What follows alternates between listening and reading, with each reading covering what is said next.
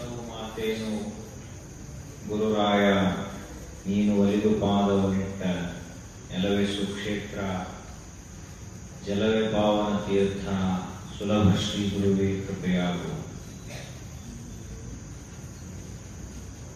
ವಿಶ್ವಗುರು ಭಕ್ತಿ ಭಾಂಡಾರಿ ಬಸವಣ್ಣನವರ ದಿವ್ಯ ಚೇತನಕ್ಕೆ ಭಕ್ತಿಯ ಶರಣಾರ್ಥಿಗಳನ್ನು ಸಮರ್ಪಿಸಿ 12ನೇ ಶತಮಾನದಲ್ಲಿ ಆಗಿ ಹೋದ ಎಲ್ಲಾ ಶಿವಶರಣರ ದಿವ್ಯ ಚೇತನಕ್ಕೆ ಭಕ್ತಿಯಿಂದ ಹಣ್ಣೆಳೆದು ಸುಕ್ಷೇತ್ರ ಬೇಳೂರಿನ ಅಧಿದೈವ ಗ್ರಾಮದೈವ ಭಕ್ತರ ಇಷ್ಟಾರ್ಥಗಳನ್ನು ಪೂರೈಸುವಂತಹ ಕಾಮಧೇನು ಕಲ್ಪವೃಕ್ಷ ಸ್ವರೂಪವಾಗಿರುವ ಮಹಾಕಾಲನಿಗೂ ಕಾಲನಾಗಿರುವ ಕಾಲಭೈರವೇಶ್ವರನ ದಿವ್ಯ ಅಡಿದಾವರಗಳಿಗೆ ಭಕ್ತಿಯ ನಮನಗಳನ್ನು ಸಲ್ಲಿಸಿ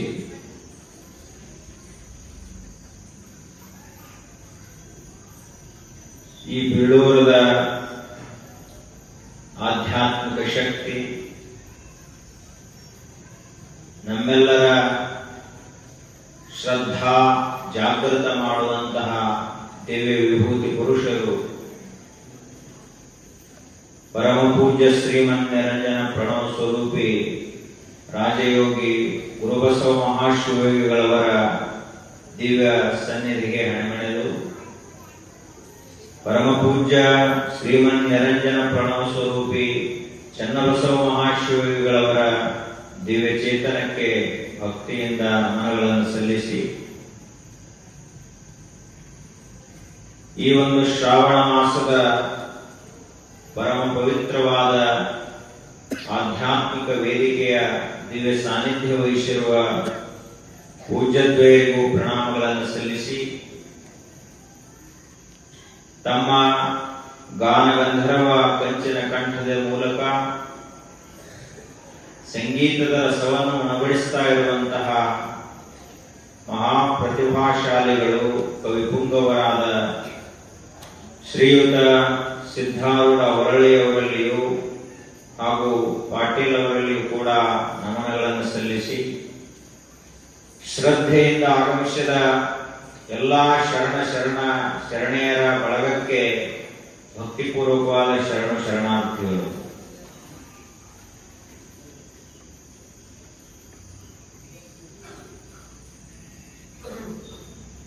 ಅತ್ಯಂತ ಪವಿತ್ರವಾದಂತಹ ಸಮಯದಲ್ಲಿ ನಾವೆಲ್ಲ ಇಲ್ಲಿ ಸೇರಿದ್ದೇವೆ. ಯಾವ ಸಮಯ ಪವಿತ್ರ ಯಾವ ಸಮಯ ಅಪವಿತ್ರ ಅಂತ ಹೇಳಿ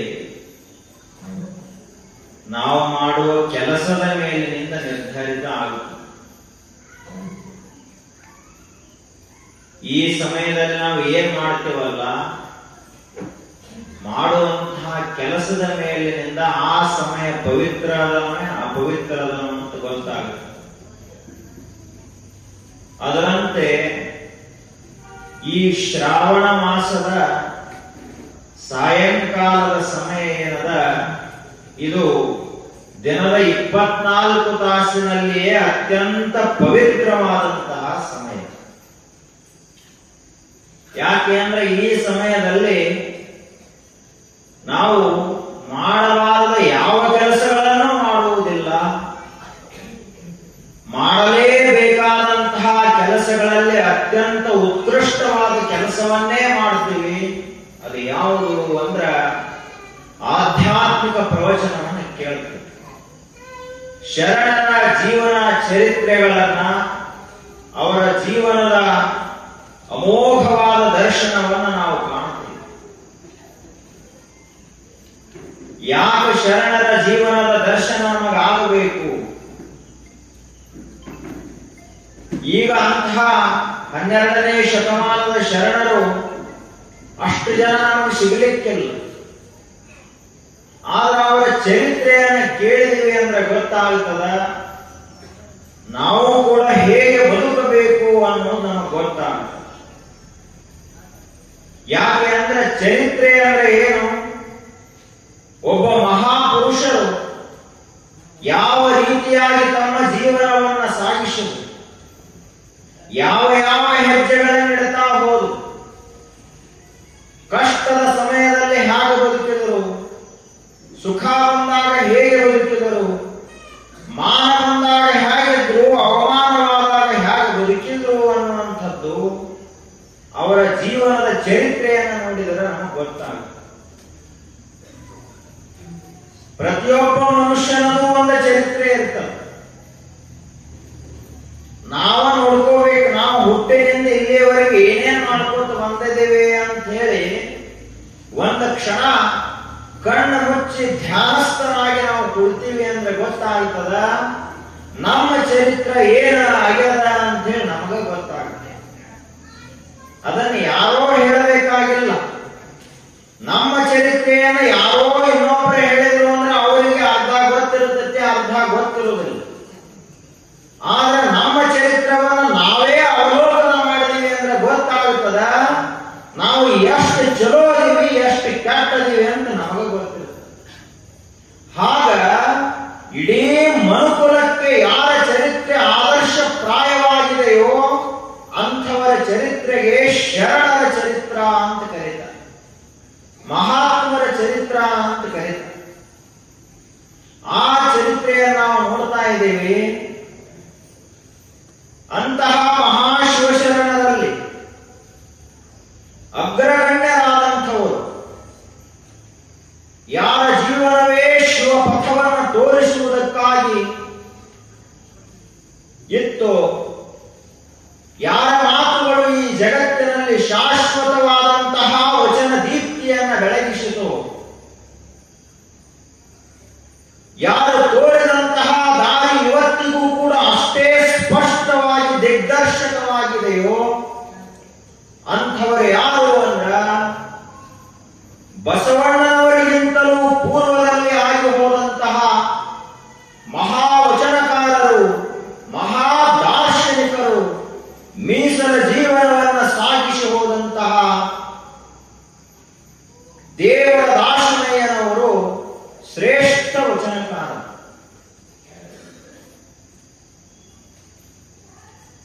ಪ್ರತಿಯೊಬ್ಬ ಮನುಷ್ಯ ಯಾವ ರೀತಿಯಾಗಿ ಬದುಕ್ತಾನ ಅಂದ್ರ ನಿನ್ನೆ ನೋಡಿದ ಹಾಗೆ ಯಾವ ರೀತಿಯಾಗಿ ಅವನಿಗೆ ಸಂಸ್ಕಾರ ಸಿಗ್ತದಲ್ಲ ಆ ರೀತಿಯಾಗಿ ಆ ಮನುಷ್ಯ ಬೆಳೀತಾನೆ. ಒಂದು ವೇಳೆ ಸಂಸ್ಕಾರವೇ ಸಿಗದೆ ಹೋದ್ರ ಅವ ಶೋಷಣ ಆಗುವುದು ಹೆಂಗೆ ಸಾಧ್ಯದ? ಅದರಂತೆ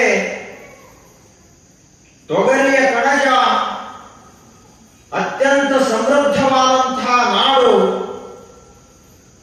ಕಲಬುರಗಿ ಜಿಲ್ಲೆಯ ಸುರಪುರ ತಾಲೂಕಿನ ಮುದನೂರು ಅನ್ನುವಂತಹ ಪರಮ ಪವಿತ್ರವಾದಂತಹ ಊರಿನಲ್ಲಿ ಆ ಊರು ಹೆಂಗಿತ್ತು ಅಂತ ಕೇಳಿದ್ರ ಶಾಸನಗಳಲ್ಲಿ ಹೇಳ್ತಾರೆ ಅದರ ಉಲ್ಲೇಖವನ್ನ. ದಕ್ಷಿಣ ಭಾರತದ ವಾರಣಾಸಿ ಅಂತ ಯಾವುದಕ್ಕಾದ್ರೂ ಕರೀತಿದ್ರ, ದಕ್ಷಿಣ ಭಾರತದ ಕಾಶಿ ಅಂತ ಯಾವುದಕ್ಕಾದ್ರೂ ಕರೀತಿದ್ರ ಅದು ಕಲಬುರಗಿ ಜಿಲ್ಲೆಯ ಸುರಪುರ ತಾಲೂಕಿನ ಮುದನೂರು ಅನ್ನುವಂತಹ ಗ್ರಾಮ ದಕ್ಷಿಣ ಭಾರತದ ಕಾಶಿಯಾಗಿತ್ತು. ಅಂತಹ ಕಾಶಿಯಲ್ಲಿ ಮುದನೂರಿನಲ್ಲಿ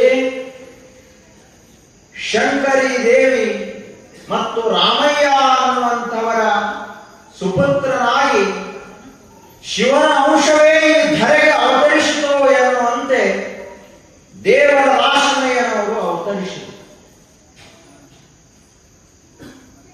ಅವರು ಎಂತಹ ಅಮೋಘವಾದ ವ್ಯಕ್ತಿತ್ವ ಅವರದಿತ್ತು ಅಂದ್ರ ಚರಿತ್ರೆಯನ್ನು ನೋಡ್ತಾ ಹೋದಂತೆ ಗೊತ್ತಾಗುತ್ತೆ.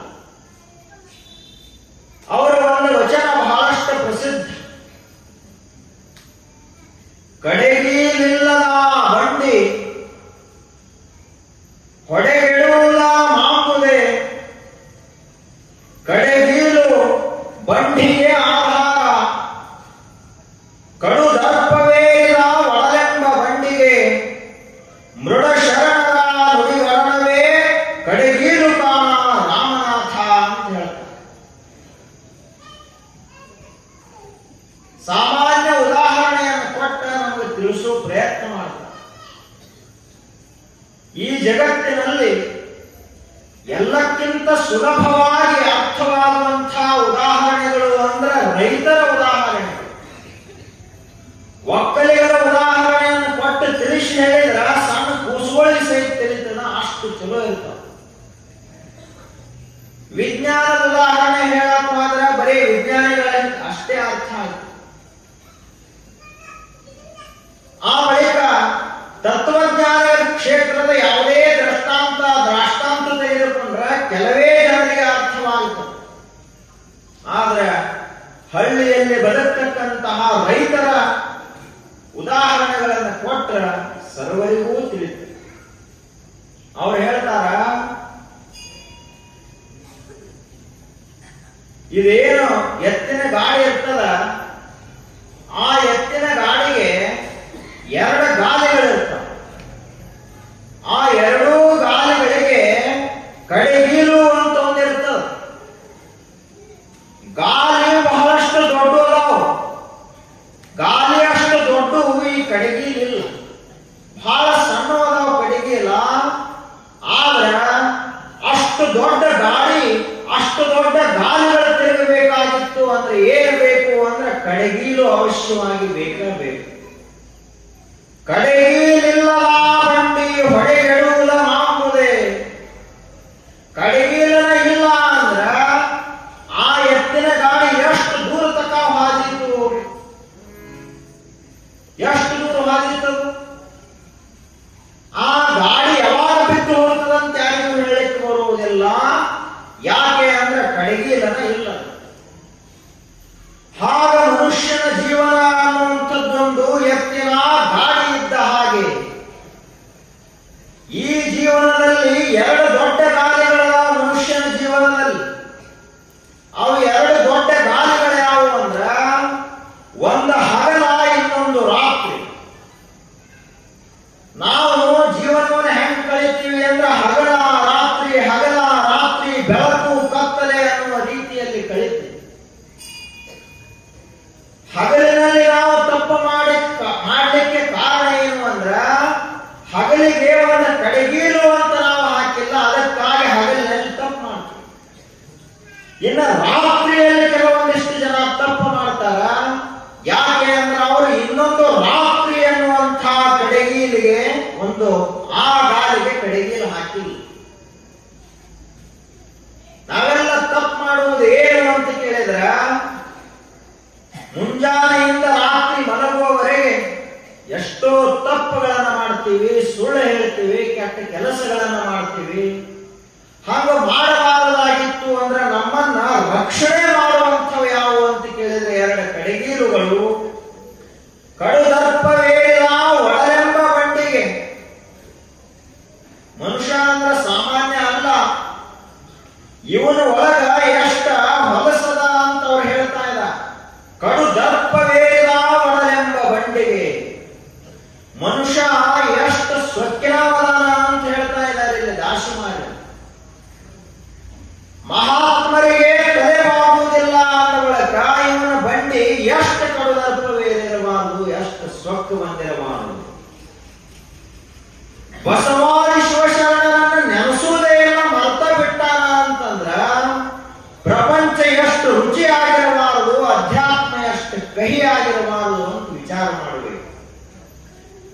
ಅದಕ್ಕೆ ಹೇಳ್ತಾರ ಅವರು, ಕಡುದರ್ಪವೇದ ಒಡಲೆಂಬ ಬಂಡಿಗೆ ಮೃಡ ಶರಣರ ನುಡಿಗಳವೇ ಕಡೆಗೀಲು ಕಾಣ ರಾಮನಾಥ.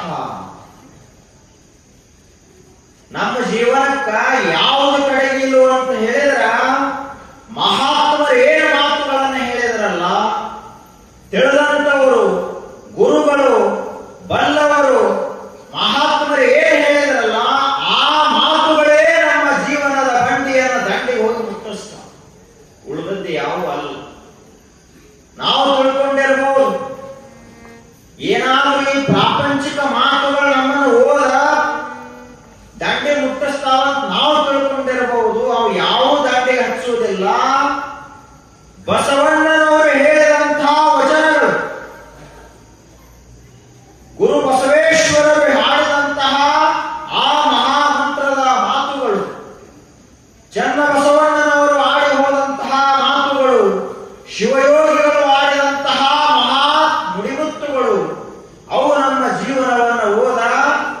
ಕೈವಲ್ಯ ಧಾಮದತ್ತ ಹೋಗಿ ನಿಲ್ಲಿಸ್ತಾವ, ಲಿಂಗಾಂಗ ಸಾಮರಸ್ಯವನ್ನು ಉಂಟು ಮಾಡ್ತಾವ.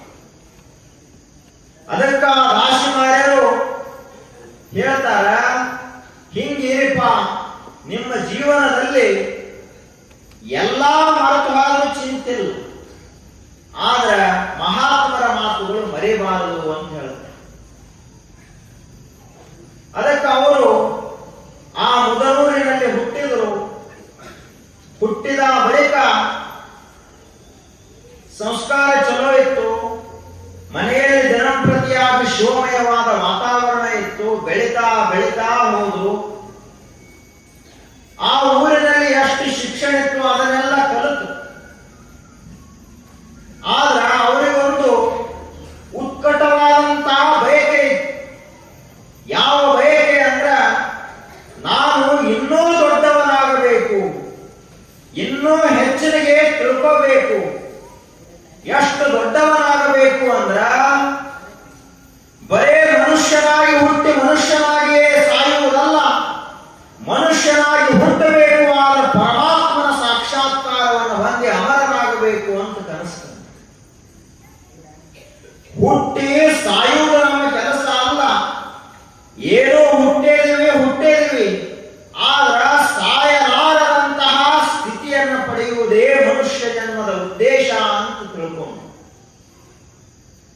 ಅದಕ್ಕ ಅಕ್ಕ ಮಹಾದೇವಿಯವರು ಒಂದು ವಚನದಲ್ಲಿ ಹೇಳ್ತಾರೆ, ಹುಟ್ಟಿದರೆ ಸಾಯದಿರ ವಿದ್ಯೆಯನ್ನು ಕಲಿಯುವುದು ಉತ್ತಮ. ಮನುಷ್ಯರಾಗಿ ಹುಟ್ಟಿದೀವಿ, ಇನ್ನು ಕಲಿಬೇಕಾದದ್ದೇನಿಲ್ಲ. ರೊಕ್ಕ ಹೆಂಗೆ ಗಳಿಸಬೇಕು ಅಂತ ಸ್ವಲ್ಪ ಕಲಿಬಾರದು ಅಂತಲ್ಲ. ಯಾರ ಜೊತೆಗೆ ಹೆಂಗೆ ಮಾತಾಡಬೇಕು ಅನ್ನುವಂಥ ವ್ಯಾವಹಾರಿಕ ಕಲೆಯನ್ನು ಕಲಿಬಾರದು ಅಂತಲ್ಲ. ಈ ಜಗತ್ತಿನಲ್ಲಿ ಅನೇಕ ಪ್ರಕಾರದ ವಿದ್ಯೆಗಳಲ್ಲ. ಮನೆ ಕಟ್ಟುವುದು ಕೂಡ ಒಂದು ವಿದ್ಯೆ ಅದ, ಒಕ್ಕಲತನ ಮಾಡುವಂಥದ್ದು ಒಂದು ವಿದ್ಯೆ ಅದ, ಅಡಿಗೆ ಮಾಡುವಂತಹ ಪಾಕಶಾಸ್ತ್ರ ಅದ, ಕಲ್ಲಿನಲ್ಲಿ ಮೂರ್ತಿಯನ್ನ ಅಳಿಸುವಂತಹ ಶಿಲ್ಪಶಾಸ್ತ್ರ ಅದ. ಅಷ್ಟೇ ಅಲ್ಲದೆ ಲೋಹಗಳಿಂದ ಅತ್ಯದ್ಭುತವಾದ ವಸ್ತುಗಳನ್ನು ತಯಾರಿಸುವಂತಹ ಲೋಹಶಾಸ್ತ್ರ ಅದ, ನಕ್ಷತ್ರ ವಿದ್ಯೆ ಅದ, ಕ್ಷಾತ್ರ ವಿದ್ಯೆ ಅದ. ಈ ಜಗತ್ತಿನಲ್ಲಿ ಅನಂತ ಪ್ರಕಾರದ ವಿದ್ಯೆಗಳದಾವ. ವಿದ್ಯೆಗಳಿಗೆ ಬಡತನ ಇಲ್ಲ. ಆದ್ರೆ ನೀನು ಮಾತ್ರ ಮರೆಯಲಾರದೆ ಯಾವುದನ್ನು ಕಲಿಬೇಕು ಅಂದ್ರ, ಸಾಯದಿರ ವಿದ್ಯೆಯನ್ನು ಕಲಿಯುವುದು ಉತ್ತಮ. ಯಾವುದನ್ನು ಕಲಿಯಬೇಕು?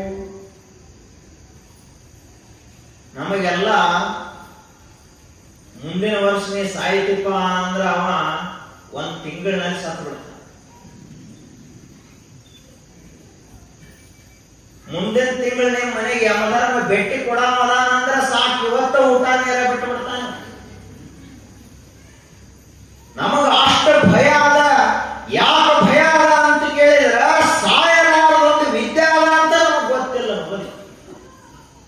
ಆ ವಿದ್ಯೆಗೆ ಏನಂತ ಕರೀತಾರ? ಅಮೃತ ವಿದ್ಯಾ ಅಂತ ಕರೀತಾರ. ಮೃತ ಅಂದ್ರ ಸಾವು, ಸತ್ತವ. ಅಮೃತ ಅಂದ್ರ ಸಾಯದೇ ಇರುವಂತಹ ವಸ್ತು. ಅದನ್ನ ಕುರಿತಾಗಿ ಯಾವುದು ಹೇಳ್ತದನೋ ಅದಕ್ಕ ಅಮೃತ ವಿದ್ಯಾ ಅಂತ ಕರೀತಾರ. ಆ ವಿದ್ಯೆಯನ್ನು ಕಲಿಬೇಕು ಅಂತ ಹೇಳಿ ದಾಸಮಯ್ಯನವರು ಬಯಸಿದರು. ಬಯಸಿ ಯಾವ ಕಡೆಗೆ ಹೊರಟರು ಅಂದ್ರ, ಇಡೀ ದಕ್ಷಿಣ ಭಾರತದಲ್ಲಿ ಅತ್ಯಂತ ಪರಮ ಪವಿತ್ರವಾದಂತಹ ಸುಕ್ಷೇತ್ರ ಅಂದ್ರೆ ಅದು ಶ್ರೀಶೈಲದ ಮಲ್ಲಿಕಾರ್ಜುನ ಜ್ಯೋತಿರ್ಲಿಂಗ. ಅಲ್ಲಿ ಹೋದ್ರೆ ನನಗೆ ಏನಾದರೂ ಅಂತರಂಗದಲ್ಲಿ ಬೆಳಕು ಬಿದ್ದಿತ್ತು ಅಂತ ತಿಳ್ಕೊಂಡು ದಾಸಮಯ್ಯನವರು ಸಣ್ಣ ವಯಸ್ಸಿನಲ್ಲೇ ಮನೆಮಾರುಗಳನ್ನು ಬಿಟ್ಟು ಶ್ರೀಶೈಲಕ್ಕೆ ಹೋದರು. ಯಾವುದರ ಸಲುವಾಗಿ ಹೋದನವರು? ನಾವೆಲ್ಲರೂ ಶ್ರೀಶೈಲಕ್ಕೆ ಹೋಗ್ತೇವೆ, ಬೇರೆ ಬೇರೆ ಕ್ಷೇತ್ರಗಳಿಗೆ ಹೋಗ್ತೇವೆ. ಎದಕ್ಕೆ ಹೋಗ್ತೇವೆ? ಕಾಶಿ ಹೋಗ್ತಾರ ಎಲ್ಲರೂ, ಬನಾರಸ್ ಸೀರೆ ಬಹಳ ಚಲೋ ಅದಾವ ಅಂತೇಳಿ ಅದಂತೆಲ್ಲ ಕಾಶಿ ಹೋಗ್ತಾರೆ. ಯಾಕೆ ಇಲ್ಲಿ ಬಿಡುವಾಗ ಸಿಗುದಿಲ್ಲ. ಇಲ್ಲೇ ಹತ್ತನ್ಯಾಗ ಜತ್ಯಾಗ ಸಾಂಗಲಾಗ ಎಷ್ಟು ಬೇಕು ಟ್ರಕ್ ಗಟ್ಟಲೆ ಸಿಗ್ತಾವ. ಇದಂತೆಲ್ಲ ಇವರು ಅಲ್ಲಿಗೆ ಹೋದ್ರು. ಆ ಬಳಿಕ ಇವರು ಮತ್ತೆ ಬೇರೆ ಬೇರೆ ವಸ್ತುಗಳನ್ನು ತರುವ ಸಲುವಾಗಿ ಎಲ್ಲೆಲ್ಲೇ ಹೋದ್ರು. ದೇವರನ್ನ ಭೇಟಿ ಮಾಡಿಸುವಂತಹ ಒಬ್ಬ ಗುರು ಸಿಗ್ತಾನಂತ ನಾವು ಹುಡುಕಾಡೋ ಪ್ರಯತ್ನ ಮಾಡಿರಲ್ಲ ಜೀವನದಲ್ಲಿ. ಆದ್ರೆ ದಾಸಮಯ್ಯನವರು ಶ್ರೀಶೈಲಕ್ಕೆ ಯಾಕೆ ಹೋದ್ರು ಅಂತ ಕೇಳಿದ್ರ, ನನಗೊಬ್ಬರು ಗುರುಗಳು ಸಿಗಬೇಕು, ಮಲ್ಲಿಕಾರ್ಜುನನೇ ನನಗೆ ಗುರುವಾಗಿ ಉಪದೇಶ ಮಾಡಬೇಕು ಅಂತ ತಿಳ್ಕೊಂಡು ಶ್ರೀಶೈಲಕ್ಕೆ ಹೋದ್ರು. ಆ ಶ್ರೀಶೈಲದಲ್ಲಿ ಅವರು ಅಲ್ಲೊಬ್ಬರು ಮಹಾ ತಪಸ್ವಿಗಳಾದಂತಹ ಶಿವಯೋಗಿಗಳವರಿಗೆ ಭೇಟಿಯಾದರು. ಆ ಗುರುಗಳು ಯಾವ ರೀತಿಯಾಗಿ ಅವರಿಗೆ ದಾರಿಯನ್ನು ತೋರಿಸಿದರು, ಗುರುವಿನ ಮಹತ್ವ ಏನದ, ಗುರುವಿನ ಶಕ್ತಿ ಏನದ, ಅದನ್ನ ಒಂದು ತತ್ವ ಪದದ ಮೂಲಕ ಹೇಳ್ತಾರೆ.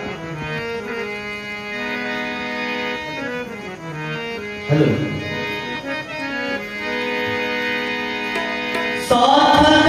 ಸಾಧನೆಯಾಯಿತು ನೀವು ತೀಸುಳೆ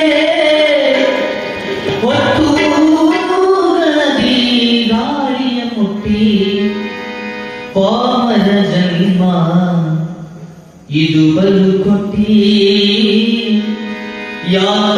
ಯಾಕಾಗಬಾರದು ಗುರುವಿಗೆ ಬೆಟ್ಟಿ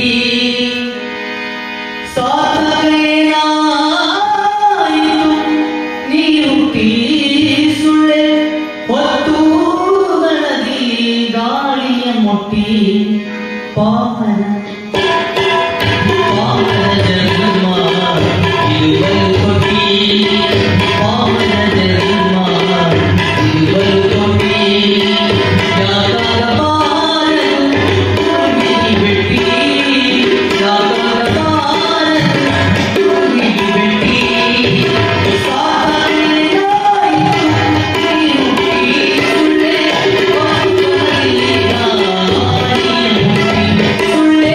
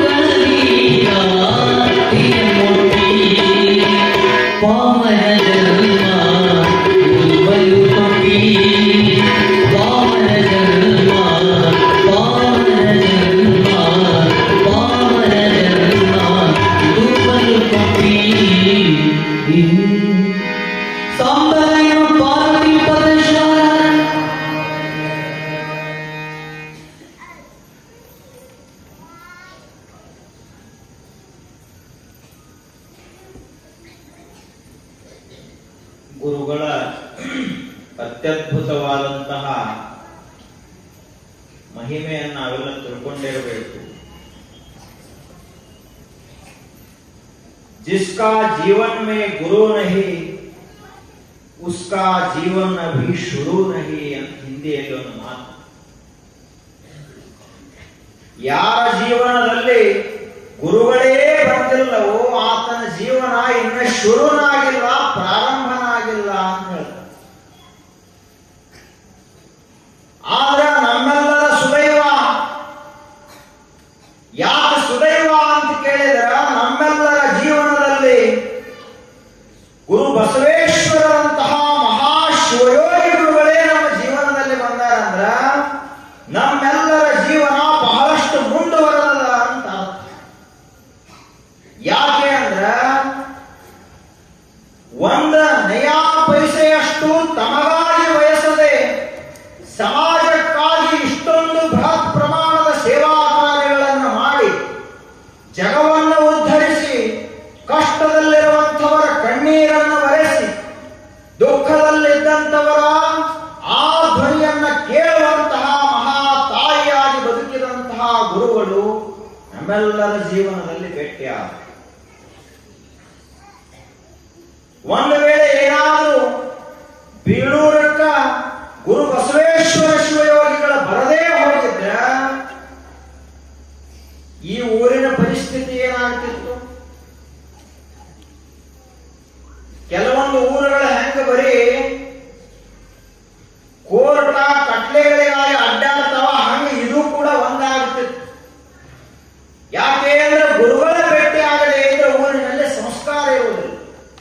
ಆ ಒಂದು ಆಧ್ಯಾತ್ಮಿಕ ಸಂಸ್ಕಾರವನ್ನು ಕೊಟ್ಟಂತವರು ಅಂತಹ ಮಹಾಗುರುಗಳು, ಆ ಗುರುಗಳ ಮಹತಿಯನ್ನ ಅರಿತಂತಹ ದಾಸಮಯ್ಯನವರು ಶ್ರೀಶೈಲದಲ್ಲಿದ್ದುಕೊಂಡು ಅಲ್ಲಿರುವಂತಹ ಒಬ್ಬರು ಮಹಾಶಿವಯೋಗಿಗಳ ಸೇವೆಯನ್ನು ಮಾಡಿದರು.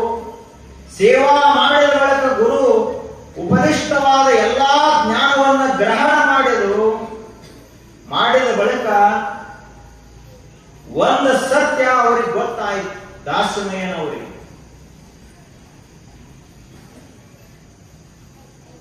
ಅದನ್ನು ತಮ್ಮ ವಚನದಲ್ಲಿ ಹೇಳ್ತಾರೆ. ಗುರು ಚರಣದ ಮೇಲೆ ಉರಿಯುವ ಕೆಂಡದ ಮೇಲೆ ತೃಣವ ತಂದಿರಿಸಿದರೆ ಆ ತೃಣವನ್ನು ಆ ಕೆಂಡ ನುಂಗಿದಂತೆ ಗುರುಚರಣದ ಮೇಲೆ ತನುವೆಂಬ ತೃಣವ ತಂದಿರಿಸಿದಡೆ ಆತನ ಸರ್ವಾಂಗವೆಲ್ಲ ಲಿಂಗಕಾಣ ರಾಮನಾಥ ಅಂತ ಹೇಳ್ತಾರೆ.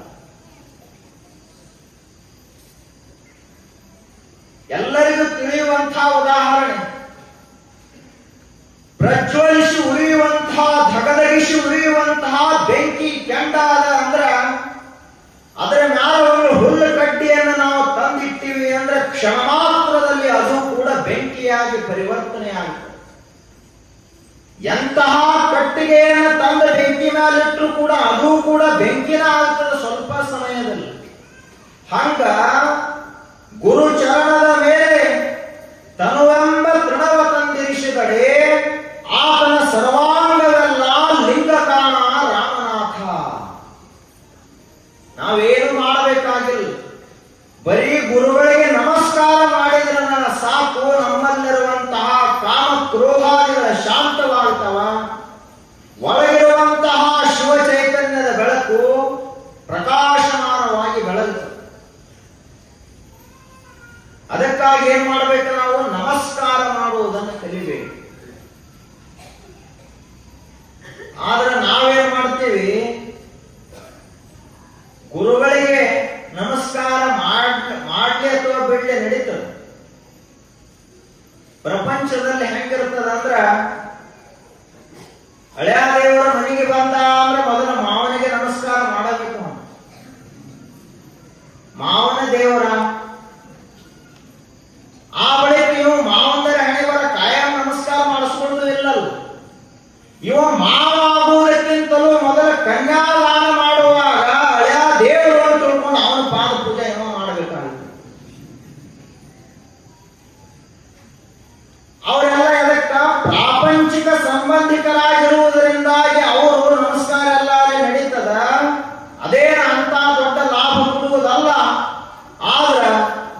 ಇಡೀ ಜೀವನವನ್ನೇ ಶಿವಮಯಗೊಳಿಸುವಂತಹ ಗುರುಗಳ ಚರಣವನ್ನು ನಾವು ನಮಸ್ಕಾರ ಮಾಡಿದೀವಿ ಅಂದ್ರೆ ಆತನ ಸರ್ವಾಂಗವೆಲ್ಲ ಲಿಂಗ ಅಂತ ಹೇಳ್ತಾರೆ. ಅದೊಂದು ಶರೀರ ಅಲ್ಲ, ಅದೊಂದು ಶಿವಲಿಂಗವಾಗಿ ಮಾರ್ಪಾಡಾಗ್ತದ ಅಂತ ಹೇಳ್ತಾರೆ. ಹಾಗ ದಾಶಿಮಯ್ಯನವರು ಲಿಂಗ ಶರೀರಿಯಾದ ಹುಟ್ಟಾಗ ಏನಿದ್ರು ನಮ್ಮಂಗ ಇದ್ರು.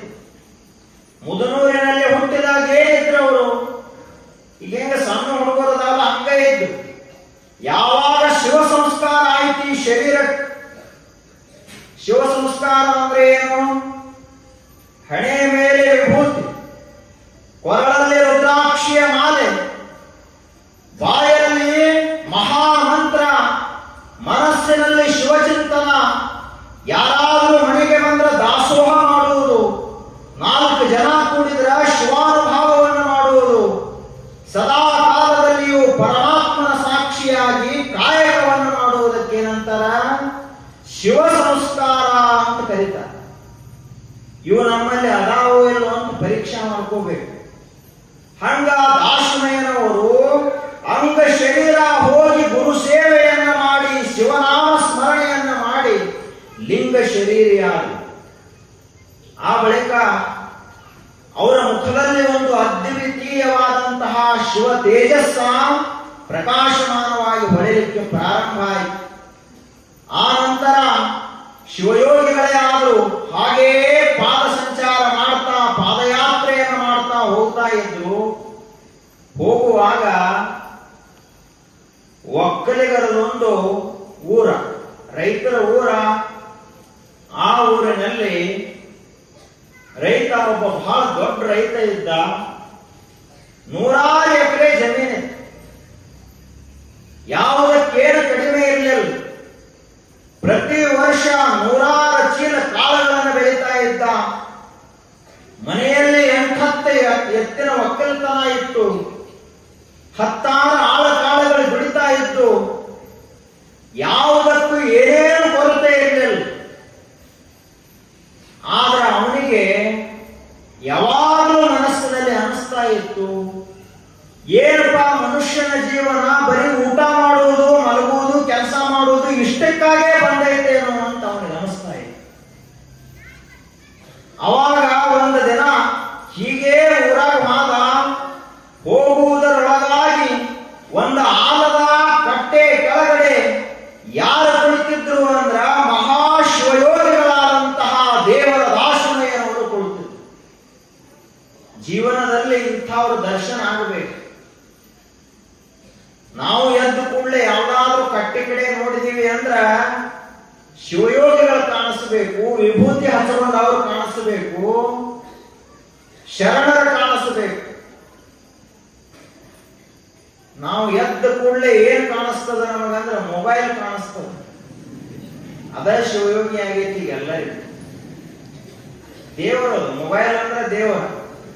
ಇನ್ನ ಲಿಂಗ ಜಗಲಿ ಮೇಲೆ ಇಟ್ಟು ಮಕ್ಕೋತಾನ ಹೊರತು ಮೊಬೈಲ್ ತಲೆ ಮೇಲೆ ಇಟ್ಕೊಂಡು ಮಕ್ಕೋತಾನ.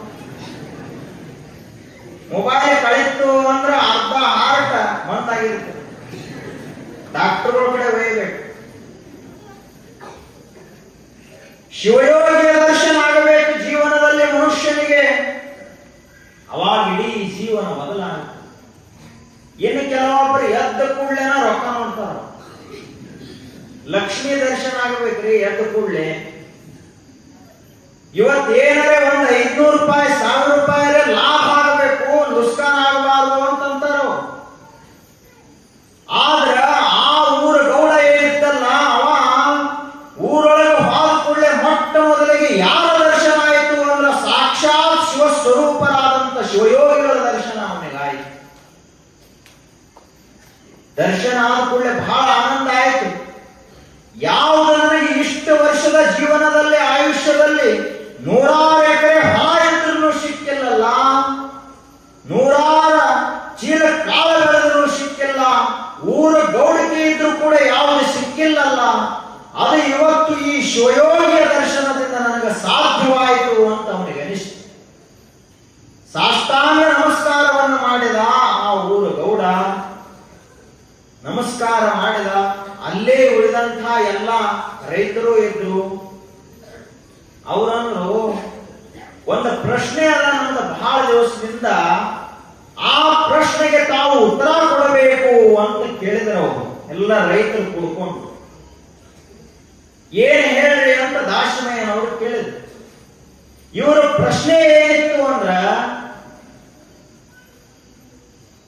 ಅಲ್ರಿ ಗುರುಗಳೇ, ಶಿವಯೋಗಿಗಳೇ, ಇದೇನು ಮನೆ ಐತಲ್ಲ, ಈ ಮನೆಯನ್ನ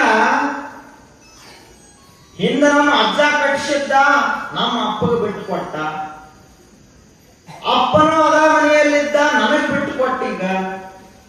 ಭೂಮಿನೂ ಮೊದಲ ಅಜ್ಜನ ಹೆಸರಲ್ಲೇ ಇತ್ತು, ಆನಂತರ ಅಪ್ಪನ ಹೆಸರಿಗಾಯ್ತು, ಮುಂದೆ ನನ್ನ ಹೆಸರಿಗೆ ಆಗ್ಯದ. ಇವೆಲ್ಲ ಆಳ ಕಾಲಗಳೇನದಾವಲ್ಲ, ಇದಕ್ಕೆ ನಾವೇ ಯಜಮಾನರು. ಆದ್ರ ಇದು ನಾವು ತಿಳ್ಕೊಂಡದ್ದು. ನಿಜವಾಗಿಯೂ ಇದೇನು ಭೂಮಿ, ಸೀಮೆ, ಆಳ, ಕಾಳ, ಮನೆ, ಮಾರು ಎಲ್ಲ ಅದಲ್ಲ, ಇದಕ್ಕೆ ಮಾಲಕ ಯಾರು ಅಂತ ಎಲ್ಲಾ ರೈತರು ಕೂಡಿ ಕೇಳಿದ್ರು. ಆಗ ದಾಶಮಯ್ಯನವರು ಬಹಳ ಸುಂದರವಾದಂತ ಉತ್ತರವನ್ನು ಕೊಡ್ತಾರೆ. ಎಳೆ ನಿಮ್ಮ ದಾನ, ಬೆಳೆ ನಿಮ್ಮ ದಾನ, ಸುಳಿದು ಬೀಸುವ ಗಾಳಿ ನಿಮ್ಮ ದಾನ, ಎತ್ತು ನಿಮ್ಮ ದಾನ, ಬಿತ್ತು ನಿಮ್ಮ ದಾನ, ಸುತ್ತಿ ಹರಿಯುವ ಸಾಗರವೆಲ್ಲ ನಿಮ್ಮ ದಾನ. ನಿಮ್ಮ ದಾನವನ್ನು ಉಂಡು ಅನ್ಯರನ್ನು ಹೊಗಳುವ ಪುಣ್ಯಗಳನ್ನು ಏನೆಂಬೆ ಹೇಳ ರಾಮನಾಥ ಅಂತಂದ್ರು. ಉತ್ತರ ಹೆಂಗದ? ನಿಮ್ಮ ಅಪ್ಪ ಕೊಟ್ಟದ್ದು ಇದು ಭೂಮಿ ಅಲ್ಲ, ನಿಮ್ಮ ಅಪ್ಪಂದಲ್ಲ, ನಿಮ್ಮ ಮುತ್ಯಾಂದು ಅಲ್ಲದ ಭೂಮಿ. ಹಾಗಾದ್ರೆ ಈ ಭೂಮಿ ಯಾರದು? ಈ ಮನೆ ಯಾರದು? ಇದೆಲ್ಲ ಎತ್ತುಗಳು ಯಾರು? ಇವು ಹೊಲದಾಗ ಬೆಳೆದಂತಹ ಬೆಳೆ ಯಾರದು? ಆ ಬಳಿಕ ಆಕಾಶ ಮಾರ್ಗವಾಗಿ ಬಂದು ಈ ಒಂದು ಗ್ರಾಮದ ಮೇಲೆ, ಇಡೀ ಒಂದು ಪೃಥ್ವಿಯ ಮೇಲೆ ಮಳೆಯನ್ನು ಸುರಿಸುವಂತಹ ಆ ಸಾಗರವನ್ನು ಯಾರು ಮಾಡಿದರೆ ಹೇಳಪ್ಪ ಅಂತ ಕೇಳಿದರು. ಯಾರು ಮಾಡಿದ್ರು? ಹುಟ್ಟಾಗ ಮೈ ಮ್ಯಾಲ ಅರಿವಿ ಇರಲಾರದಂಗ ಹುಟ್ಟ್ಯಾನ ಮನುಷ್ಯ. ಯಾವ ಒಬ್ಬನ ಒಂದು ಹುಟ್ಟಿಗೆ ಅಷ್ಟ ಮಣ್ಣು ತಗೊಂಡು ಯಾರು ಹುಟ್ಟಿಲ್ಲ, ಬರಿಗೈಯಿಂದ ಹುಟ್ಟ್ಯಾರ ಎಲ್ಲರೂ, ಏನು ತಂದಿಲ್ಲ. ಹೌದ್ರಿ, ಹಿಂಗ ನಮ್ಮ ಹೊರಗೆ ಒಬ್ಬ ಒಂದು ಹುಡುಗ ಹುಟ್ಟ್ಯಾದ, ಬರುವಾಗ 100 ಎಕರೆ ಕಾಗದ ಪತ್ರ ಕೈಯಾಗಿ ಹಿಡ್ಕೊಂಡ ಹುಟ್ಟಿ ಬಿಟ್ಟೈತೆ. ಇಲ್ರಿ, ಎಫ್ಡಿ ಹಿಡ್ಕೊಂಡನ, ಬ್ಯಾಂಕಿನ ಎಫ್ಡಿ ಹಿಡ್ಕೊಂಡನ ಹುಟ್ಟೈತಂತ. ATM ಕಾರ್ಡ್ ಹಿಡ್ಕೊಂಡು ಹುಟ್ಟೈತೆ ಅಂತ ಏನಾದ್ರು ಐತೇನು? ಏನೇನು ಇಲ್ಲ. ಬರುವಾಗಲೂ ಖಾಲಿಯಾಗೇ ಬರ್ತಾನ, ಹೋಗುವಾಗಲೂ ಖಾಲಿಯಾಗೇ ಹೋಗ್ತಾನ. ಇಷ್ಟರ ನಡುವೆ ಏನು ಸಂಗ್ರಹ ಮಾಡ್ತಾನಲ್ಲ, ಅದು ನಮ್ಮ ತಲೆಯನ್ನು ಕೆಡಿಸಿದ್ರು. ಅದಕ್ಕೆ ಅವ್ರು ಹೇಳ್ತಾರ, ಇದೆಲ್ಲ ಏನದ ಅಂತ ಕೇಳಿದ್ರ ಪರಮಾತ್ಮನ ದಾನ ಅದ, ದೇವರು ಕೊಟ್ಟಾನಪ್ಪ ಅಂತ ಹೇಳೋ, ನಿನ್ನ ಆಯುಷ್ಯ ಅಜರಾಮರವಾಗಿ ಉಳಿತದ ಅಂತ ಹೇಳ್ತಾರೆ. ಬರುವಾಗ ಹಂಗೆ ಬಂದೆ ಹಾಗೆ ಹೋಗಣ್ಣ, ನೀನು ಇಲ್ಲಿಂದ ತಗೊಂಡೋಗುವುದೇನು ಇಲ್ಲಣ್ಣ. ಭೂಮಿ ಮೇಲೆ ಬಾಡಿಗೆದಾರ ನೀನಣ್ಣ, ಅವನೇಳಿದಾಗ ಜಾಗ ಖಾಲಿ ಮಾಡಣ್ಣ. ಬಾಕಿ ಮನೆಗಾಗಿ ಜಗಳ ಬೇಡಣ್ಣ, ನಿನ್ನ ಸ್ವಂತ ಮನೆಗೆ ಇದೆ ಮತ್ತೆ ಹೆಂಗಣ್ಣ. ಭೂಮಿ ಮೇಲೆ ಬಾಡಿಗೆದಾರ ನೀನಣ್ಣ, ಅವನೇಳಿದಾಗ ಜಾಗ ಖಾಲಿ ಮಾಡಣ್ಣ. ಭೂಮಿ ಮೇಲೆ ಬಾಡಿಗೆದಾರ ನೀನಣ್ಣ, ಅವನೇಳಿದಾಗ ಜಾಗ ಖಾಲಿ ಮಾಡಣ್ಣ. ಬಾಕಿ ಮನೆಗಾಗಿ ಜಗಳ ಬೇಡಣ್ಣ, ಬಾಕಿ ಮನೆಗಾಗಿ ಜಗಳ ಬೇಡಣ್ಣ, ನಿನ್ನ ಸ್ವಂತ ಮನೆ ಮತ್ತೆ ಹೆಂಗಣ್ಣ. ಅಣ್ಣ, ನಿನ್ನ ಸ್ವಂತ ಮನೆ ಮತ್ತೆ ಹೆಂಗಣ್ಣ.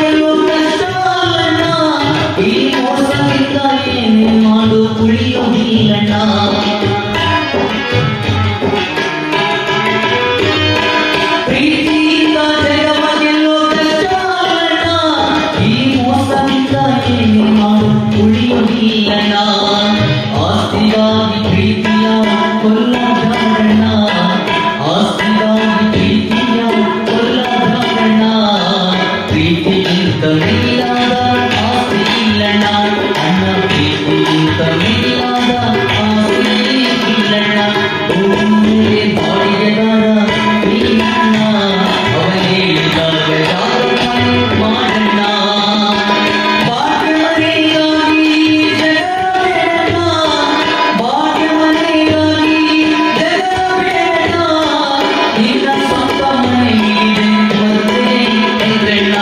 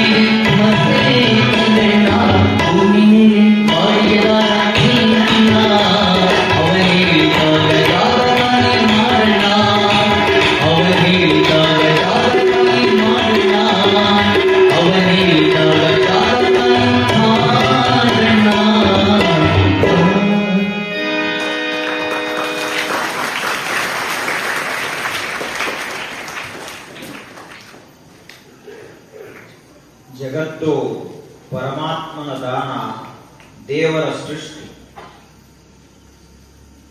ಇದೆಲ್ಲ ಭೂಮಿ ಸೀಮೆ, ಈ ನಿಸರ್ಗ, ಈ ಜಗತ್ತನ್ನೆಲ್ಲ ದಾನ ಮಾಡಿದಂಥವ ಯಾರು ಅಂದ್ರೆ ಪರಮಾತ್ಮ.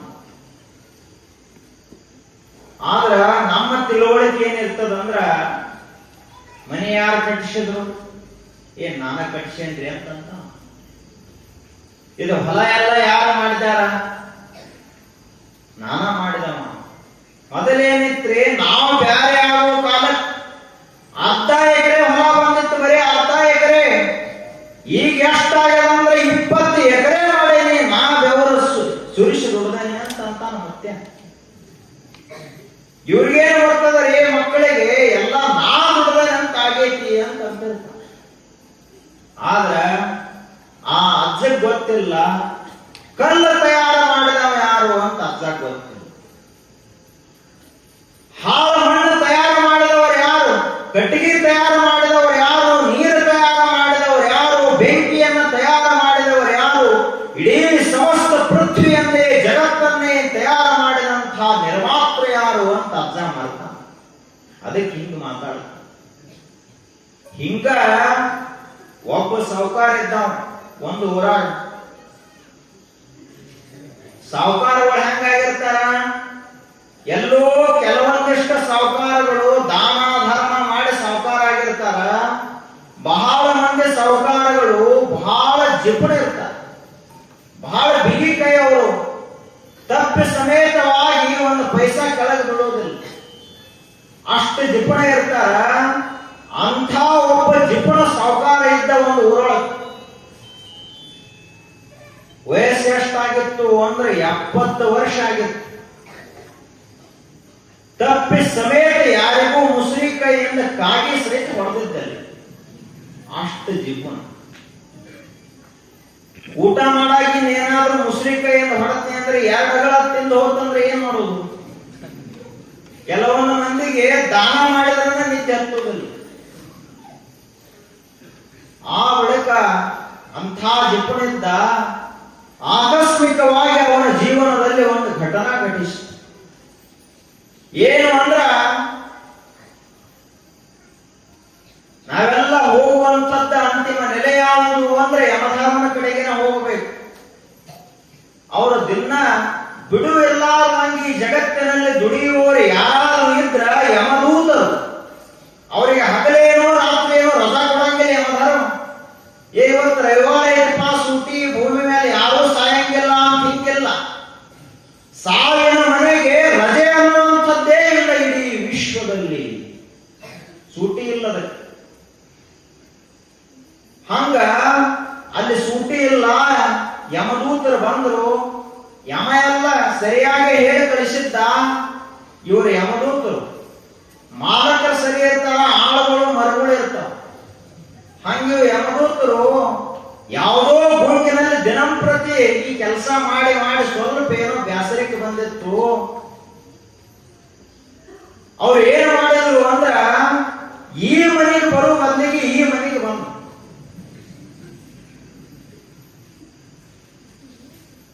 ನಿಮ್ಮ ಮನೆಗೆ ಅಕಸ್ಮಾತ್ ತಪ್ಪಿ ಬಂದ್ರಂದ್ರ, ವಿಳಾಸ ತಪ್ಪೈತ್ರಿ, ಅದು ಮುಂದಿನ ಮನೆಗೆ ಹೋಗ್ರಿ ಅಂತಂತೀರಿ. ಅಡ್ರೆಸ್ ಸರಿ ಇಲ್ಲ. ಅವ ಈ ಮನೆ ಅಂತ ಬಂದಿದ್ದ, ಈ ಮನೆ ನಾವು ತಗೊಂಡು ಹೋಗ್ಬಿಟ್ರು. ಯಾವ ಕೊಳ್ಳೆಗೆ ಹಾಕಿ ಬರ್ತದಲ್ಲ ಅವನೇ ಒಂದು ಹಾಕಲಿ ಅಂತಂದ್ರ ಅವ್ರು ಒಂದು ನ್ಯಾಯದವರು. ಯಾವ ಕೊಳ್ಳ ದಿಪ್ಪದಲ್ಲ ಅವನಿಗ ಹಾಕಿ ಜಗ್ಗಿ ಬಿಡ್ರಿ ಅಂತಂದ್ರು. ಹಂಗಿದು ಇವು ಸಾವುಕಾರ ತನ್ನಷ್ಟಕ್ಕ ಗಳಿಸಿ ಮಾಡಿ ಆರಾಮಿದ್ದ. ಇಂತಹ ಸಾವುಕಾರನನ್ನ ಇನ್ನೂ ಒಂದು ವರ್ಷ ತಲ ಎತ್ತು ತಗೊಂಡು ಹೋಗ್ಬಿಟ್ಟು, ಅವ ಈಗ ಕೊಯ್ಲಾಗ್ತೀರಿ ಅಂದ.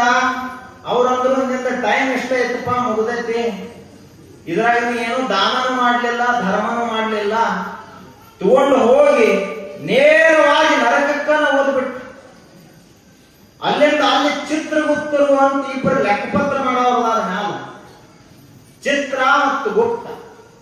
ಹೊರಗೇನಾದ್ರೂ ನಾವು ಕೆಟ್ಟ ಕೆಲಸ ಮಾಡಿದ್ದೀವಿ ಅಂದ್ರ ಚಿತ್ರ ಬರ್ಕೋತಾನ, ಮ್ಯಾಲರೇ ಬಹಳ ಚಲೋ ವಿಭೂತಿ ಹಚ್ಕೊಂಡು ಏನು ಸಜ್ಜನಪ್ಪ ಅನ್ನಂಗ ಕಾಣ್ತಾನ, ಒಳಗ ಮಾತ್ರ ಹುಲಿ ಗುಣ ಇದ್ದು ಅಂದ್ರ ಅಂಥವನ ಲಿಸ್ಟ್ ಎಲ್ಲ ಯಾರು ಬರ್ಕೋತಾರ, ಗುಪ್ತ ಬರ್ಕೋತಾನ. ಇವ್ ಗುಪ್ತವಾಗಿ ತಪ್ಪು ಮಾಡ್ಯಾನ, ಕೆಟ್ಟ ಕೆಲಸ ಮಾಡ್ಯಾನ ಅಂತ. ಹಂಗವ ಲಿಸ್ಟ್ ತೆಗೆದು ನೋಡಿದ್ರ ಅವ್ರ ಚಿತ್ರಗುಪ್ತರು, ಇವಂದ ಇನ್ನ ಒಂದು ವರ್ಷ ತಡ ಇತ್ತು. ನೀವು ತಪ್ಪು ಕರ್ಕೊಂಡು ಬಂದರಿಪ್ಪ, ಇವನ ಬ್ಯಾರೆ ತರಬೇಕಾಗಿತ್ತು, ಮಕ್ಕಳ ಮನೆ ಅಂತ ಹೇಳಿದ್ವಿ ನಾವು, ಇವನ್ಯಾಕ ಕರ್ಕೊಂಡು ಬಂದರಿ ಅಂತಂದ್ರ ಚಿತ್ರಗುಪ್ತರು. ಇವರು ಯಮದೂತರಂದ್ರು, ಆಯ್ತು ಮತ್ತೆ ಹಂಗಿತ್ತಂದ್ರೆ ಇವನು ಓದ್ ಬಿಟ್ಟು ಅವನು ತಗೊಂಡ್ಬರ್ತೀವಿ ಅಂತಂದ್ರು. ಆಯ್ತು, ಮತ್ತೆ ತಗೊಂಡು ಬಂದ್ರು. ಇಷ್ಟೆಲ್ಲ ಆಗುವುದ್ರೊಳಗಾಗಿ 15 ನಿಮಿಷದ ಸಮಯ ಆಗಿ ಹೋಗಿತ್ತು. ಅಷ್ಟರೊಳಗೆ ಇಲ್ಲಿ ಏನಾಗಿತ್ತು ಅಂದ್ರೆ, ಭೂಲೋಕದಲ್ಲಿ ಉಸಿರು ಹೋಗುದು ಅಷ್ಟ ನೋಡ್ತಿರ್ತೈತ್ರಿ ಮಂದಿ. ಯಾಕಿಲ್ಲ ಜಗತ್ನ್ಯಾಗ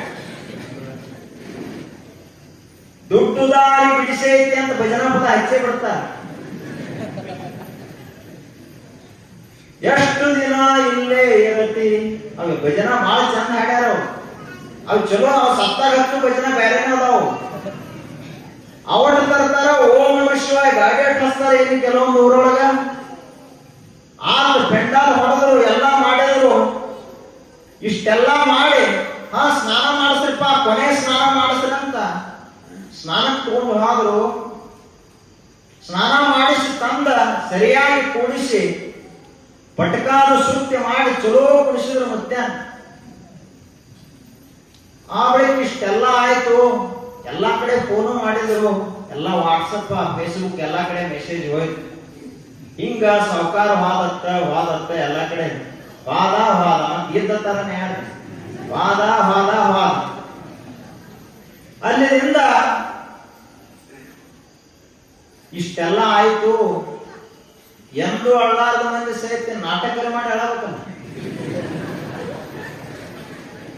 ಈ ಗಣಮಕ್ಕಳಿಗೆ ಬಿಡ್ರಿ, ಗಣಮಕ್ಕಳಿಗೆ ಏನ್ ಸಮಸ್ಯೆ ಇಲ್ಲ ಅಳು ವಿಷಯದಾಗ.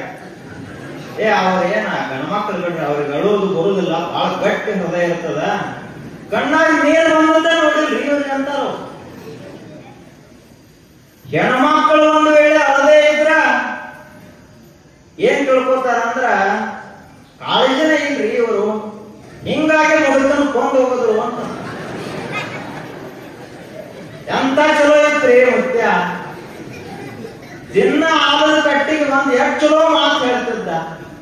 ನಮ್ಮ ಸಹಿತ ಹೊಟ್ಟೆನ ಹಾಳ ಕರಗ್ತಿದ್ದು ರೀ, ಇವ್ರಿಗೇನಾಗೈತೆ ನೋಡ್ರಿ ಅಂತಂತಾರ. ಅದಕ್ಕ ಎಲ್ಲರೂ ಹಾಡಾಡ್ಕೊಂಡು ಹೋಗ್ತಿದ್ರು. ಸತ್ತಾಗಳೋದೊಂದು ಬಹಳ ಚಲೋ ಹಾಡಾಡ್ಕೊಂಡು, ಇವ್ರೇನ್ ಮಾಡ್ತಾರೆ, ಇವ್ರು ಉಕ್ಕಿಂತ ಭಾರಿ ಮಾಡ್ತಾರ ಸತ್ತಾಗ.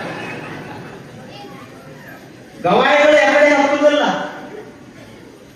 ಇವರೆಲ್ಲ ಅಲ್ಲಿ ಪುಟ್ಟರಾಜ ಗವಾಯಿಗಳ ಶಾಲೆಯಲ್ಲಿ ಕಲಿತು ಬಂದಾರ. ಕರೆ ಇದು ಶಾಸ್ತ್ರೀಯ ಸಂಗೀತ ಆಗ್ತದ, ಅದು ಒಳಗಿನ ಒಂದು ಹಾಡದು, ಸತ್ತಾಗ ಬರೋ ಹಾಡು. ಹಾಡಾಡ್ಕೊಂಡು ಅಳ್ತಿದ್ರು. ಇನ್ನು ಕೆಲವೊಂದಿಷ್ಟು ಮಂದಿ ಆಸ್ತಿ ಸಲುವಾಗಿ ಅಳ್ತಿದ್ರು. ಆಯ್ತು, ಎಲ್ಲ ನಡೀತದು. ಮನುಷ್ಯನ ಜೀವನ ಅಂದ್ರೆ ಒಂದು ದೊಡ್ಡ ಆಟ ಇದ್ದಂಗ. ಎಲ್ಲ ನಡೀತು. ಕೊನೆಗೆ 15 ನಿಮಿಷದ ಸಮಯ ಆಯ್ತು. ಬಂದ್ರು ಯಮದೂತರು ಇವನು ತಗೊಂಡು ಬಂದ್ರು. ಈ ಶರೀರದ ಒಳಗಡೆ ಮತ್ತೆ ಪ್ರಾಣವಾಯುವನ್ನು ಹಾಕಿದ್ರು. ಹಿಂಗೆ ಮಾಡಿ ಎದ್ದು ಬಿಟ್ಟ ಮುತ್ತೆ. ದೇವ ಎತ್ತಿತ್ತು ಎಲ್ಲರೂ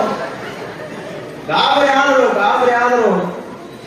ಏನು ನಮ್ಮಪ್ಪ ನಮ್ಮ ಯಾಕೆ ಬಿಟ್ಟು ಹಾದಿ ಅಂತ ಅಳ್ತಿದ್ರಲ್ಲ ಮಕ್ಕಳೆಲ್ಲರೂ ಗಬ್ಬರ ಹಾದಿ ಅಂತ ಓಡಾಟ ಚಾಲ ಮಾಡಿದ್ರು.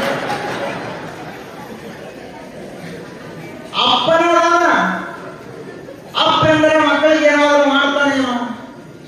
ಮೊಮ್ಮಕ್ಕಳು ದಿಕ್ಕ ಪಾಲ, ಹಳ್ಯಾಗೋಳು ದಿಕ್ಕ ಪಾಲ, ಸ್ವಸ್ಥರು ಮಕ್ಕಳು ಹೆಂಡತಂದ್ರು ಆಟು ಕೂರ್ಸಿಗೆ ಹೋಗಿದ್ರು. ಹೋಗಿ ಚಲೋ ಆಗಿದ್ದ ನಾವು ಮಾಡಿದ್ರೆ ಉಪದ್ರವ ಮಾತ್ರ ಬರ್ತಂತ ಇಟ್ಟ ಆಗುವುದ್ರೊಳಗಾಗಿ ಎದ್ದು ಕುಂತು ಮುಖ್ಯ.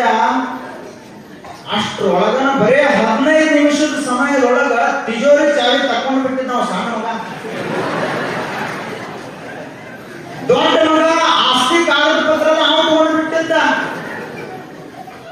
ಇನ್ನ ಮುಖ್ಯ ಏನೇನು ಬಂಗಾರ ಸಾಮಾನುಗಳನ್ನು ಮಾಡ್ಯಾರಲ್ಲ ಅವೆಲ್ಲ ಹೆಣ್ಮಕ್ಳು ತಗೊಂಡು ಬಿಟ್ಟಿದ್ರು. ಇಷ್ಟೆಲ್ಲ ಆಗಿತ್ತು. ಅವ ಅಂದ ಬಂದ ಕೂಡ್ಲೇನ ಅವನು ಗೊತ್ತಲ್ಲ, ಊರಾಗ ಸಾವುಕಾರ ಜಿಪ್ಪನ ಸಾವುಕಾರನ ಬಳಕೆ ಏನೇನು ಬಾಂಧಗಡಿ ಮಾಡ್ತಾರೆ ಇವರೆಲ್ಲ ಸತ್ತಾಗ ನಮಗೂ ಗೊತ್ತಿತ್ತು. ಅವ ಬಂದ ಕೂಡ್ಲೇನ ನಮ್ ತಿಜೋರಿ ಚಾವಿಯಲ್ಲಿ ತಂದು ಕೊಡ್ರಿ ಅಂತ ಕೇಳಿ ನಾವು. ಕಾಗದ ಪತ್ರ ಹೇಳೋ ಸರಿಯಾಗಿ ತಂದು ಕೊಡ್ತಿರೋ ಇಲ್ಲೋ ಅಂತ ಅಲಾವ್ ಹಾಕಿದ. ಎಲ್ಲರೂ ತಿಜೋರಿ ಚಾವಿ ತಂದು ಕೊಟ್ರು, ಬಂಗಾರ ಸಾಮಾನು ತಂದು ಕೊಟ್ರು, ಕಾಗದ ಪತ್ರ ತಂದು ಕೊಟ್ರು. ತಂದು ಕೊಟ್ಟ ಬಳಿಕ ಆಯ್ತು ಭಜನಾ ಬಂದ್ ಮಾಡ್ರಂತ. ಭಜನಾ ಬಂದ ಆತು, ಪೆಂಡಾಲ ಬಿಚ್ಚಿದೆ, ಎಲ್ಲ ಆತು. ಮುತ್ಯ ಮಾಗಾವ ಬಂದ ಹೊಸ ಸುದ್ದಿನ ಊರಾಗಿದೆ. ಆಯ್ತು, ಆದ ಬಳಿಕ ಅಜ್ಜ ಒಂದು ನಿರ್ಣಯ ಮಾಡಿದ. ಅವ ಗೊತ್ತಾಗಿತ್ತಲ್ಲ ಮ್ಯಾಲ ಯಮಲೋಕದಲ್ಲಿ ನರಕವನ್ನು ನೋಡಿದ್ದ. ಆ ಭಯಾನಕ ದೃಶ್ಯವನ್ನು ನೋಡಿ 1 ವರ್ಷದ ಸಮಯದ ಜೀವನದ ಒಂದಿಷ್ಟು ಪುಣ್ಯ ಮಾಡಿಲ್ಲ ನಾನು. ಇನ್ನು ಮುಂದೆ ನಾನು ಏನು ಮಾಡಬೇಕು ಅಂದ್ರೆ ದಿನಂಪ್ರತಿಯಾಗಿ ಗುರುಬಸಪ್ಪನ ಮುತ್ಯನ ಮಠಕ್ಕೆ ಹೋಗಬೇಕು, ಪ್ರವಚನ ಕೇಳಬೇಕು, ದಾಸೋಹ ಮಾಡಬೇಕು ಅಂತ ನಿರ್ಣಯ ಮಾಡಿ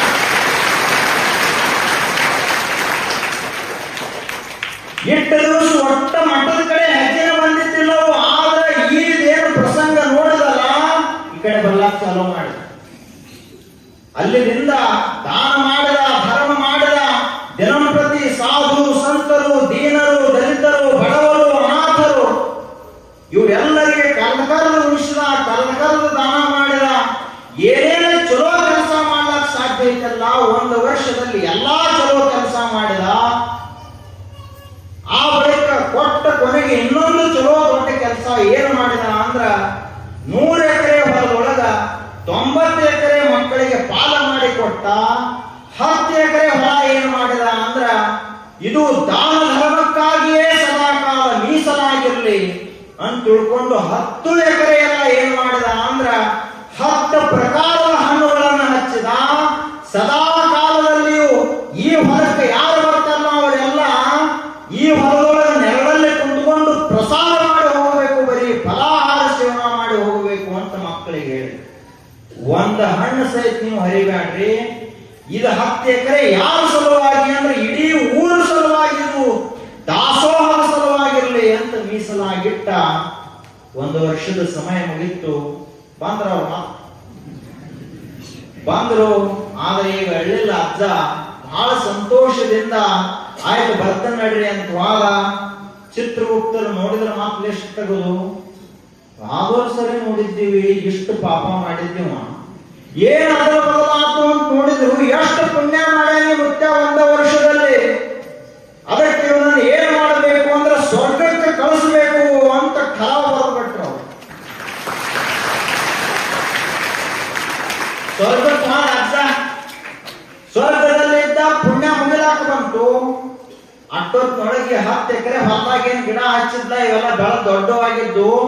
ಇಲ್ಲಿ ಗುರುಬಸಪ್ಪ ಶಿವಯೋಗಿಗಳಂತಹ ಮಹಾಶಿವಯೋಗಿಗಳ ಒಂದು ಹಣ್ಣನ್ನ ತಿಂದು ಏನು ಆಶೀರ್ವಾದ ಮಾಡಿದ್ರು ಅಂದ್ರ, ಯಾವ ಮಹಾಪುರುಷ 10 ಎಕರೆ ಹೊಲದಲ್ಲಿ ಬೆಳೆದದ್ದೆಲ್ಲ ಮಹಾಪುರುಷರಿಗಾಗಲಿ ಊರಿನ ಜನರಿಗಾಗಲಿ ಸಮಾಜಕ್ಕಾಗಲಿ ಅಂತ ಹೇಳ್ಯಾನಲ್ಲ, ಅವನು ಸದಾ ಕಾಲದಲ್ಲಿಯೂ ಶಿವನ ಸಾನ್ನಿಧ್ಯದಲ್ಲಿ ಇರಲಿ ಅಂತ ಆಶೀರ್ವಾದ ಮಾಡಿಬಿಟ್ರು ಅಜ್ಜವರು.